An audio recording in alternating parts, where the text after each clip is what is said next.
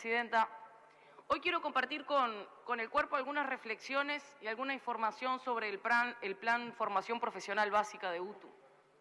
En el 2005, en el barrio La Valleja y en el llamado 40 Semanas, un grupo de vecinos estaban preocupados porque los adolescentes terminaban la escuela, empezaban el liceo y al poco tiempo muchos de ellos estaban afuera o comenzaban a repetir sistemáticamente hasta desvincularse del sistema formal de educación.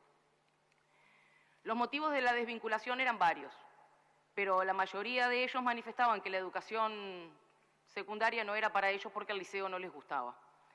En UTU la cosa no era tan igual, pero era parecida, porque la única propuesta que tenía en ese momento la UTU con cierta continuidad educativa, era el ciclo básico tecnológico, que era muy similar a la propuesta de secundaria en ese entonces.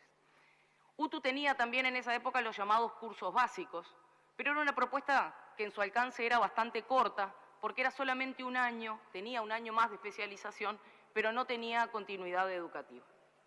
Ante esta demanda, surgida de la comunidad, un grupo de docentes de UTU que sabían que esa realidad no era solamente de esas zonas que estaban presentando la demanda, sino que venía siendo una realidad recurrente en todo el país, alcanzaban unos 30.000 jóvenes en ese momento que no se inscribían en educación media o que iban 1 o 2 años y después dejaban de estudiar.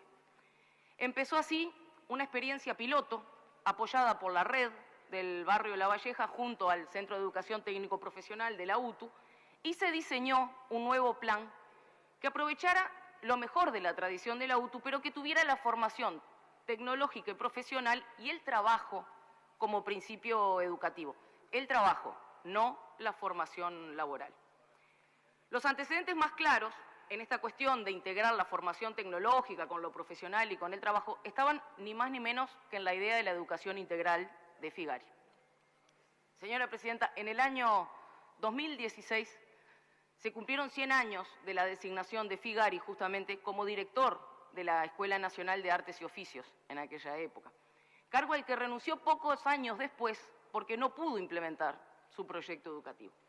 En aquel entonces, Figari fue derrotado porque los empresarios e industriales que integraban el Consejo rechazaron ese plan y no recibió apoyo del sistema político. Figari publicó después, en 1917, luego de renunciar a ese cargo, el ensayo sobre la educación integral que ha sido calificado como una de las piezas más importantes de la literatura pedagógica en el siglo XX en nuestro país. En nuestro país existe una tradición pedagógica que cuenta con valiosas experiencias de implementación de proyectos de educación integral justamente, en los que se vincula el trabajo con el estudio. Y algunos años después del proyecto figariano, Miguel Soler decía: una cosa es la simple coexistencia del estudio, en el sentido académico del término, con actividades o trabajos, y otra muy diferente es considerar que un proyecto que persigue fines productivos se constituye a través del trabajo en un factor formativo que vertebra no solo los conocimientos, sino el desarrollo de la personalidad misma del educando. Este raconto que hago es para situar en contexto de dónde viene la base del plan de formación profesional básica de la UTU. Y quiero destacar que viene de la comunidad, viene de los principios pedagógicos de Figari y de Soler adaptados a su tiempo.